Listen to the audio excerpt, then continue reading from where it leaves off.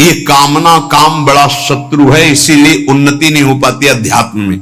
और जो संसार में, उनको तो पता ही नहीं कि मैं पाप कर रहा हूं, वो और खुश होते हैं कि आज हमने ये भोग लिया, आज हमने ये छल कर लिया, आज हमने ये कपट कर लिया।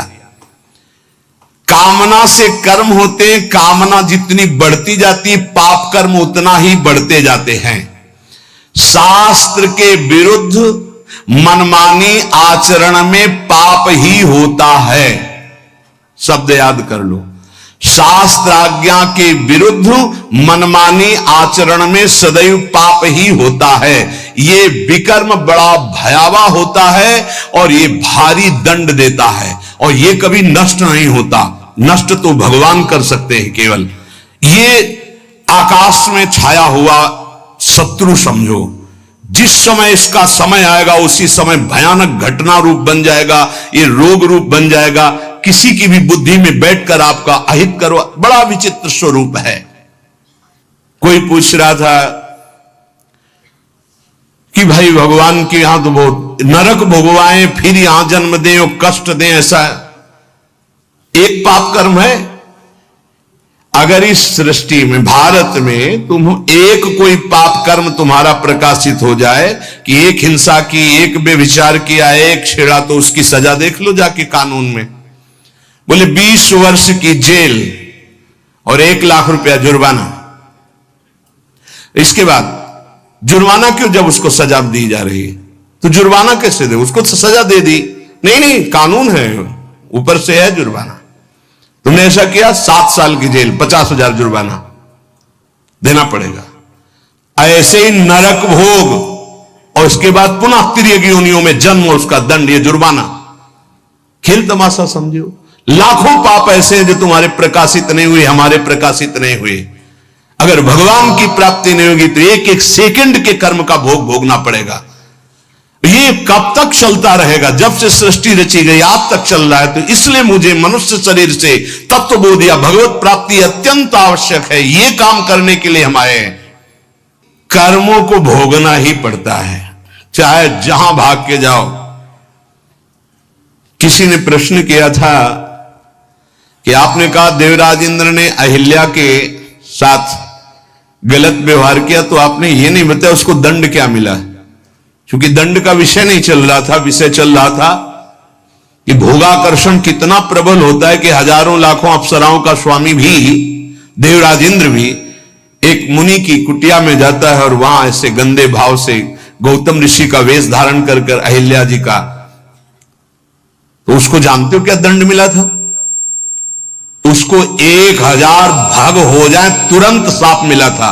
तुझे भग से, भग माने योनि, तुझे योनि से बहुत प्यार है, तू देवराज इंद्र है, तू जो चाहे कर सकता है, तो देख मैं अभी तुझे दंड देता हूं। गौतम ऋषि ने कहा सहस्त्र भगधारी हो जा।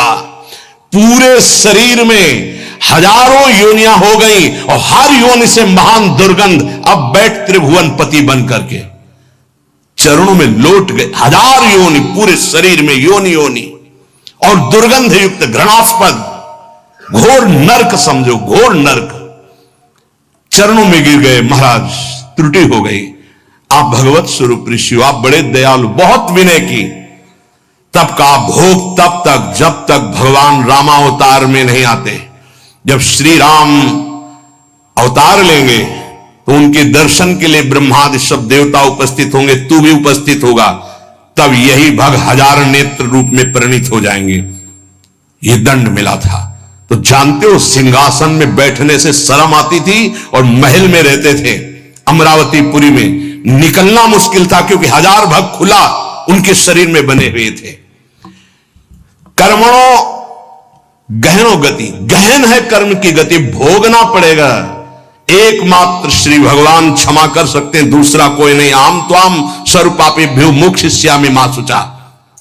कामना जब उपासक के अंदर होती है तो ना चाहते हुए भी उससे पाप कर्म हो जाता है। विकर्म से बचना है तो काम, कामना, वासना मन ते अति कर दूर। राधा राधा राधा, पर है बहुत कठिन, बहुत कठिन है। कामना के त्याग के बिना ये निषिद्ध कर्म, पाप कर्म, विकर्म, इससे बचा नहीं जा सकता। कहनो कर्मणो गति, कर्म की बड़ी गहन गति है। कौन सा कर्म बांधने वाला है, कौन सा कर्म मुक्त करने वाला है, इसका निर्णय करने में सब समर्थ नहीं है। जो भगवान में चित्त जोड़े हुए या स्वरूप बोध है, वही उन्हीं के द्वारा निर्णय माना जा सकता है। ये बड़े बड़े विद्वानों में भी गलती हो जाएगी निर्णय करने में। निर्णय में दो ही समर्थ हैं, या तो भगवत प्रेमी महात्मा या ब्रह्मबोध संपन्न ब्रह्म ऋषि। कर्म क्या है समझ गए?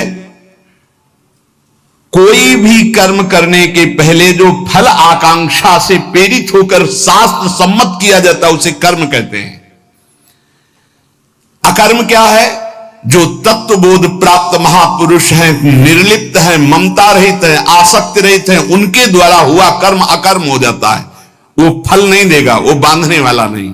विकर्म क्या है? जो कामना बढ़ी हुई मनमानी पापाचरण है उसे विकर्म कहते हैं, और ये बहुत भयावह है, ये दुर्गति का कारण है। इसी से नाना प्रकार के दुख भोगने पड़ते हैं। श्री भगवान कह रहे हैं जो कामना से कर्म होते हैं वो कामना अधिक बढ़ जाने पर केवल पाप होने लगते हैं। जैसे धन की कामना से कर्म शुरू होते हैं, फिर धन की जब ज्यादा इच्छा हो जाती है तो बेईमानी, चोरी, छल कपट, इसके करने में कोई भय नहीं रह जाता। अकर्म हमारे कर्म हो जाए ये बहुत जरूरी है। अकर्म तो उसके दो ही उपाय हैं, या तो निर्लिप्त, फलासक्ति रहित, ममता रहित, ये तो स्वरूप बोध महापुरुष में होता है। तो एक सरल उपाय है, अपने शास्त्र सम्मत कर्तव्य कर्मों को फलेच्छा का त्याग करके श्री भगवान को समर्पित कर दो। राधा राधा जपो, नहीं बहुत यहां जो भी करोगे उसका दंड मिलेगा। महाप्रभु हरिवंश चंद्र जी कहते हैं जैसी हरिवंश नरक गति दुर्भर यम द्वारे कटियत नक छीके। छीक दिया उसका भी है, कहां छीका, किस जगह अंगुली उठाई, किस लिए? एक एक चेष्टा का तुम्हारे कहने से थोड़ी होगा। अरे कहीं कुछ नहीं, ये बावरे लोग हैं, इनको क्या पता है। जब दंड मिलते हैं तब इनको समझ में नहीं आता कहां से मिल रहा है दंड। अजर अमर हो, अविनाशी हो, शरीर को लेकर के देहाभिमान से बात कर रहे हो, कोई भगवान नहीं, कोई नहीं। तुम्हारे आंख मूंदने से हो जाएगा क्या? इस अपराध का दंड है। ऐसे ही यहां जो पापाचरण कर रहे हो कोई भगवान नहीं, इसका जब हिसाब आएगा तब तुम्हें पता चलेगा। करुणा निधान स्वामी ने ये जन्म तुम्हें अपनी तरफ से करुणा करके दिया है कि तुम मुक्त हो जाओ। उपासक को चाहिए कि कामना का नाश करके, विकर्म का नाश करके अकर्म हो जाए, तभी वो जीवन मुक्त होता है। कर्मण्य कर्मयः पश्येच कर्मयः सा बुद्धिमान मनुष्येषु सयुक्तः कृष्ण कर्म कृत। बड़ी बात कह रहे हैं श्री भगवान। कर्मण्य कर्मयः पश्येद अकर्मणि च कर्मयः। जो मनुष्य कर्म में अकर्म देखता है स्थिति, और जो अकर्म में कर्म देखता है, वो मनुष्यों में सर्वश्रेष्ठ बुद्धिमान है, वो योगी है, वो ज्ञानी है, वो संपूर्ण कर्मों को करने वाला होते हुए भी कृतकृत्य जीवन मुक्त है। ये स्थिति है।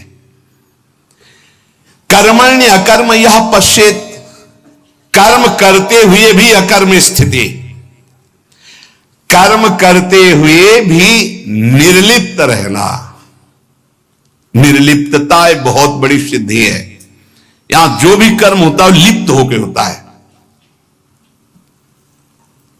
मानो आधी आपकी परिक्रमा हुई, चलो अब बैठ करके पद गाते, हो गए। नहीं नहीं, थोड़ा ही तो रह गया, पूरी हो जानी चाहिए। क्यों, कौन सा फल चाहिए, कौन सा फल चाहिए? नहीं, पूरी होने पर ही सिद्धि होती, फल प्राप्त होती। फल आगे रख लिया ना, लिप्त हो गए, लिप्त हो गए। ये इसी तरह सब शुभ से शुभ, बड़े से बड़े कर्म में निर्लिप्तता का मतलब है पूर्ण होना, ना होना, लाभ होना या हानि हो जाना। जय या पराजय, सुख या दुख, सुख दुखे समय कृत्वा लाभा लाभो जया जयो, ये निर्णय है। पूर्णता पूर्णता से मतलब कोई संकल्प नहीं, स्वाभाविक सहज ही। आगे इस श्लोक में इसका भी भगवान वर्णन करते हैं।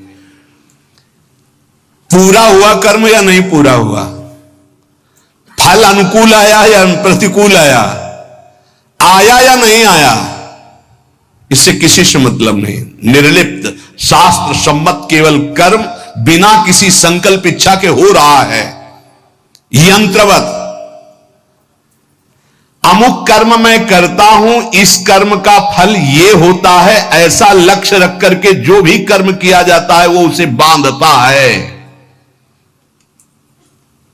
ध्यान दीजिए, यहां भगवान बहुत सावधानी की बात कर रहे हैं। अमुक कर्म मैं करता हूं, इस कर्म का ये फल है, ऐसी भावना रखकर जो भी कर्म किया जाता है बड़े से बड़ा, वो उसे बांधता है ना कि मुक्त करता है। प्रत्येक कर्म का आरंभ और अंत होता है, शुरू और विश्राम होता है, इसलिए उसका फल आरंभ और अंत वाला होता है। परंतु हमारी जो दुख निवृत्ति होगी वो नित्य पद में होगी, जो निरंतर है, आनंदमय है, सच्चिदानंदमय है, वो अंत आदि वाला नहीं है। क्रियाएं सब आदि अंत वाली हैं, परिवर्तनशील हैं, उनके फल परिवर्तनशील है। पर जीव फल की इच्छा रख करके ही हर कार्य करता है। अंदर की बात है, बिना फल की इच्छा किए तुम कोई कार्य नहीं करोगे। आज ऐसा करते हैं, पहले फल आएगा उसका, इसका फल क्या होगा, ये चलो ऐसा करते हैं। इसलिए भगवान कहते हैं कर्मण्य कर्म यह पश्चेत, जो कर्म करते हुए अकर्म कर दे, उसको फल देने लायक न रखे, तभी जीवन मुक्त होगा। क्या कर्म होगा, निर्लिप्त, अनासक्त, फल की इच्छा रहित। हो रहा है, हो गया तो जय जय, नहीं हुआ तो जय जय, हमें कोई फल थोड़ी चाहिए था। स्वाभाविक एकदम, कितनी अखंड प्रसन्नता, परम विश्राम। लेकिन ये बात जब तक स्व का बोध नहीं है तब तक नहीं होगा। वो बहुत परेशान हो जाएगा, चिंतित हो जाएगा। फल की इच्छा ना रखने से नया राग उत्पन्न नहीं होता, नया राग उत्पन्न ना होने से वो बंधन मुक्त हो जाता है। ये कैसे समझ में आएगा, बहुत कठिन है ये समझ में आना। साधक सर्वथा वीतराग तभी होगा जब उसका नया राग उत्पन्न ना हो। वीतराग महापुरुष के सारे कर्म अकर्म हो जाते हैं। जीव का जन्म, जीव का मरण, जीव को भोग प्राप्ति कर्मों के अनुबंध से होता है, इसी कर्मों के बंधन से। जैसे किसी परिवार में बालक हुआ तो उसमें केवल बालक का ही कर्म नहीं है, पूरे परिवार का साथ में जुड़ा हुआ कर्म है। कोई उसकी मां बना, कोई पिता बना, कोई भाई बना, कोई मित्र बना, कोई पड़ोसी शत्रु पक्ष का भी है, जिसकी जलन हुई कि लड़का हुआ है।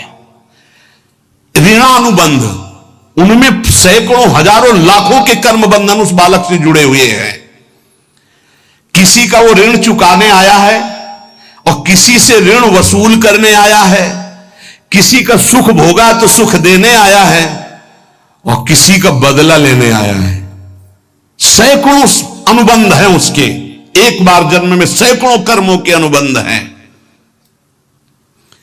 अनेक जन्मों में अनेक लोगों से किया हुआ कर्म उसको भोगना होता है।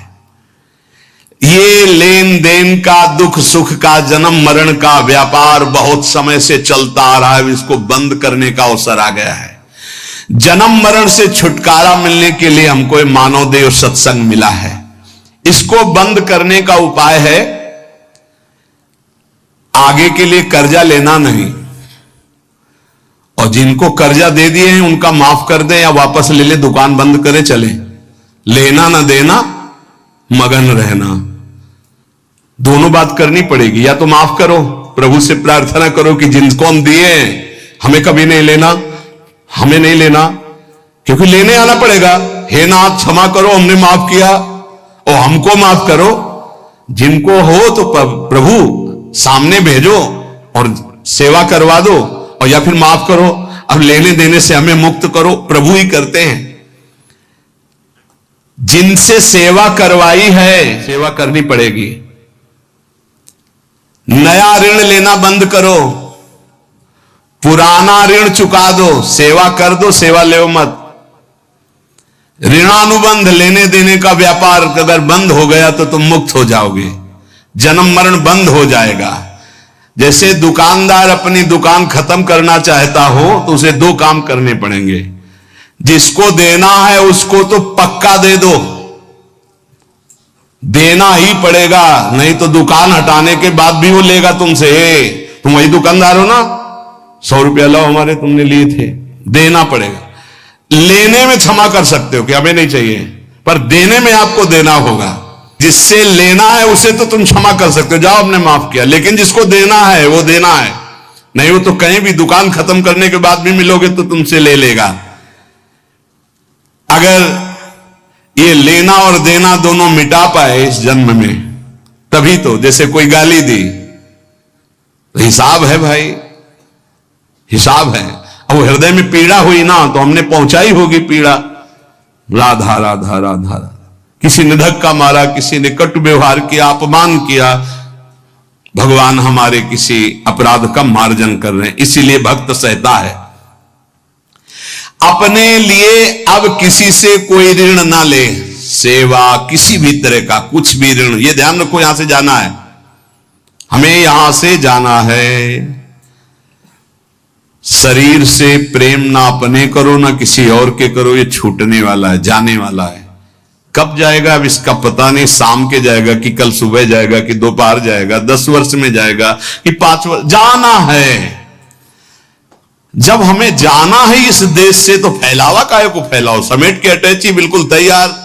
मरने से सब जग डरा मेरो मन आनंद, कब मरी हो कब भेटी हो पूर्ण परमानंद। समझ में आ रहा है?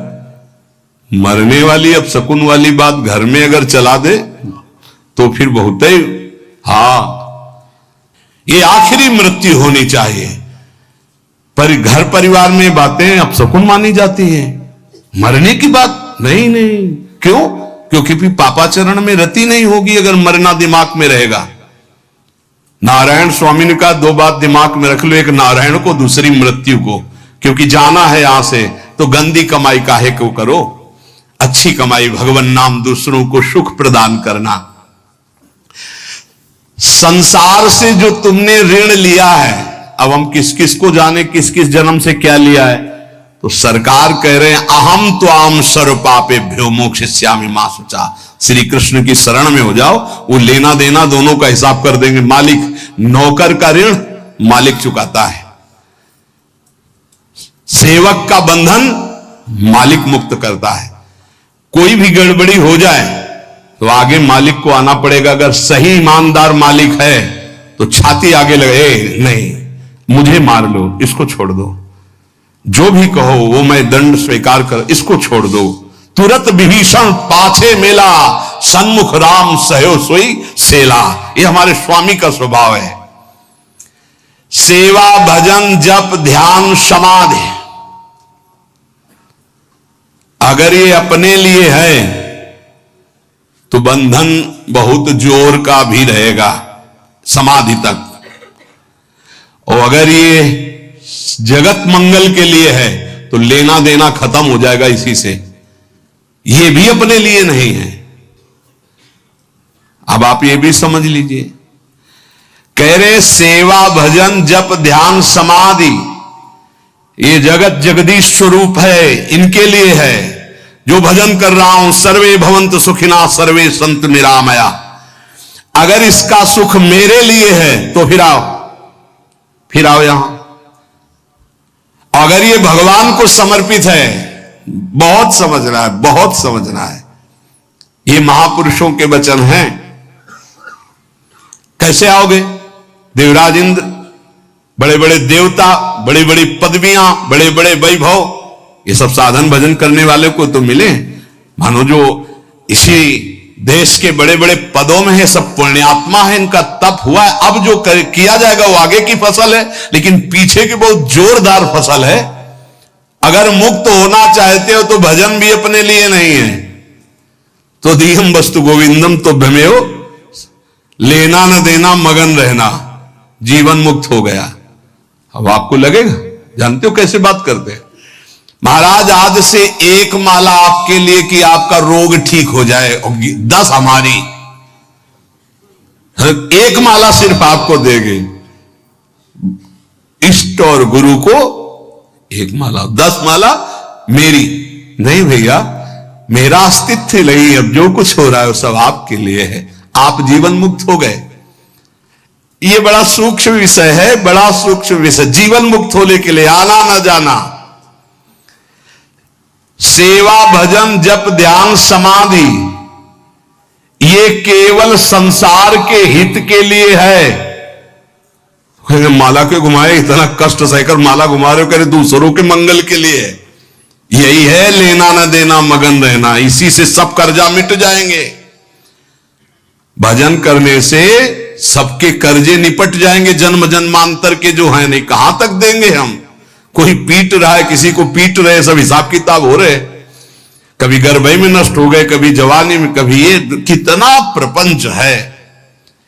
जब तक किसी के भी साथ संबंध रहेगा तो इस प्रकृति में आना पड़ेगा। एक और ऊंची बात है कि अब मैं भजन करता नहीं, मेरा राम भजन करते हैं। ये अब मतलब संतों की बात को कोई समझ पाए बड़ा कठिन होता है, लेकिन तुम ना ले आना ये बात अभी से कि हाँ हम तो भजन नहीं करते, श्री जी हमारा भजन करते हैं। वो बहुत ऊंची स्थिति की बात, जीवन मुक्त महापुरुषों की बात। भला ये बात पचेगी कि आज से जितने माला करेंगे, पाठ करेंगे, भजन करेंगे, वो सब अड़ोस पड़ोस में बट जाएगा, तुम्हारे लिए नहीं रहेगा। हम क्यों जाए फिर बाणी पाठ में, हम क्यों माला चलाएं, इतनी परेशानी होकर माला चला तो मेरे लिए नहीं है। इसका मतलब समझते हो, इसका गूढ़ मतलब है। एक माला जपा और कह दिया कि सबका मंगल हो, तो सबके मंगल का जो फल है वो आपको भगवत प्राप्ति करा दिया। समझ रहे हो, ये आंतरिक रहस्य है संतों का। 1 रुपया फेंको और 1 अरब रुपया एक साथ फायदा ले लो। फायदा हुआ कि नहीं हुआ? अगर 1 रुपये में 1 अरब, तो भारत में तो जनसंख्या कितनी है? 140 करोड़ है। ये तो केवल मनुष्यों की हुई। और दीमक की कितनी जनसंख्या है? पशु पक्षियों की, चींटी की, कितने जीव हैं? सर्वे भवन्तु सुखिनः। भजन किया, साधना हुई, सर्वे भवन्तु सुखिनः, तो सबका कृपा प्रसाद मिला और वो भगवान को प्राप्त हो गया। समझ रहे हो, भगवत प्राप्ति, सबका कृपा प्रसाद मिला।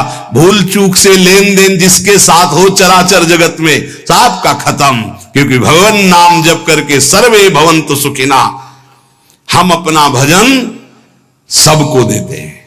तो उससे क्या हुआ? सबके हृदय में बैठे हुए मेरे आराध्य देव राधा वल्लभ लाल जी मुस्कुरा दिए, हमारा काम हो गया। अब समझ में आई बात?